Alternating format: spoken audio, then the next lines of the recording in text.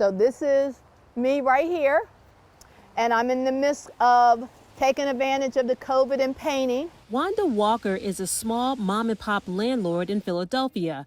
She says she's feeling the burden of the eviction moratorium. 6 months, a year of someone not paying rent at $700 or $800 or $1,000. I mean, that's major. The tenant's not paying rent and leaving with a balance owed leaves me with money not in my hand to pay for repairs, pay the mortgage, pay for my child's school. She owns 3 rental properties and says 3 tenants are 4 months behind in rent. She's scared. We're in fear of losing our buildings because we can't get rent. We can't pay the taxes that they're still expecting us to pay.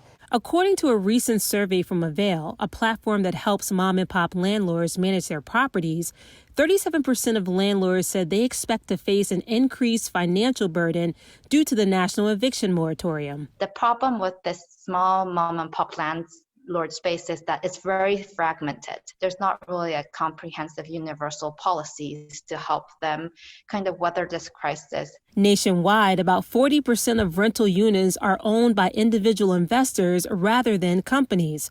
And about 30% of landlord households have low to moderate income of less than $90,000. Cities and states across the country are piecemealing rental assistance programs that primarily focus on helping tenants, not landlords. I would like to see, going forward, any type of help that they're giving to go to the landlord.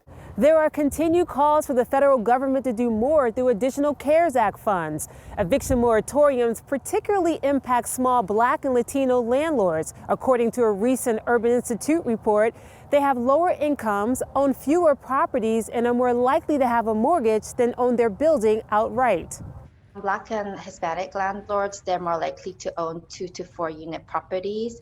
Those tenants are most vulnerable to the impact of COVID-19 on their job situation. So that is actually imposing a greater financial distress on those landlords of color, making Black and Hispanic landlords more vulnerable to investors looking to buy their property to fix up and sell at higher costs. I'm getting calls 3, 4, 5 a day. I had someone show up at my house to offer me cash money for one of my properties. And yes, I have. I've thought of selling everything.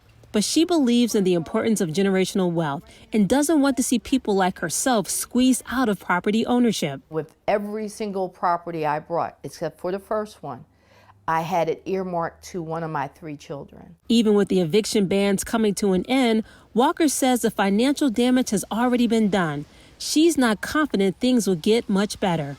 I really don't believe that I am going to get help until I see it. Angela Hill, Newsy, Washington.